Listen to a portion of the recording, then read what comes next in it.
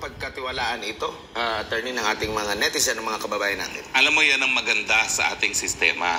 Kapag merong malayang pananalita, lahat yan po pwedeng makapasok sa malayang merkado ng ideya. Pero tayo po'y hinugis ng Panginoon sa kanyang imahe. Binigyan ng pag-iisip para malaman kung anong katotohanan, anong kasinungalingan. So magbayad pa kayo na magbayad dyan ng kasinungalingan, hindi naman po yan tinatanggap ng bayan. Bakit magsisinungaling ang Inday Sara Duterte? Siya naman talaga ay 32 million ng kanyang mandato galing sa taong bayan. Bakit magsisinungaling si Inday Sara Duterte? Samantalang wala man siya masyadong PR dyan, walang mga gimmick, wala siyang PR manager, kinikilala siya sa halos 2 taon na mula siya nanungkulang bilang Defense Secretary na pinaka-epektibong miyembro ng gabinete at siya pa rin ang pinakamataas ang approval at trust rating sa lahat ng mga nanunungkulan sa gobyerno. Ang kinakailangan gawin ng mga masasama at mga maiitim na mga puwersa ay pukulin nga itong si Inday Sara dahil sa mulat-mula ang kanilang intensyon ay talagang tanggalin si Inday Sara dahil siya ang pinakamalaking balakid sa kanilang ambisyon na makuha ang pinakamataas na pwesto sa ating bayan. Pero habang sinisiraan nila si Inday Sara na napakaaga pa, lalong nagkakaroon ng disgusto ang taong bayan sa kanila. Kasi nga, unang-una, dahil napakaaga pa, alam nila na itong mga taong to ay mapagsamantala mga ano tawag doon? Gahanid ba yun? Ganid. Ganid sa kapangyarihan na hindi makaantay ng tamang panahon. Samantalang kakabigay pa lang ng taong bayan ng mandato kay Inday Sara ng 2 taon, abay, sila ay nais nang maluklok sa pinakamataas na pwesto ng ating bayan, kundi sa pamamagitan ng eleksyon, sa pamamagitan ng charter change. Ang aking teorya, habang binabato nila ng putik ang mga Duterte, pati si Pastor Kibuloy, lalo namang lumalakas ang pagtiwala ng taong bayan dahil alam ng mga Pilipino, pag pinupukol, merong dahilan. At kung lahat naman po yan ay talagang katotohanan, bakit hindi yan lumabas noong panahon ng eleksyon? Kung saan talaga naman, dyan linalabas ang lahat ng putik. Bakit ngayon pa lamang? Yan ang sagutin.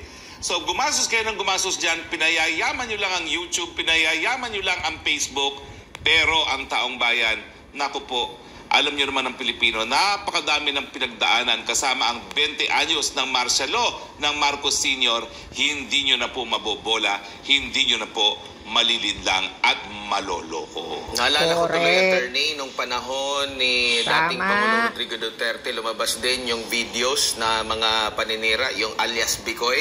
At nito lamang, nakalipas na presidential election, abay, kumalat din yung paid advertisement dyan po sa YouTube na parang against naman yung sa SMNI. Gusto nilang discredit itong mga SMNI dahil during that time talagang namamayagpag tayo sa social media bago tinanggal nila yung YouTube channel ng yung unang YouTube channel ng SMNI with million subscribers. Ganito rin yung kanilang mga galawan, attorney, nagbabayad para maipakalat yung kanilang mga propaganda. Hindi na nga mangmang ang taong bayan Sa kasaysayan ng Pilipinas, alam ng tao na sila'y dapat magmasid.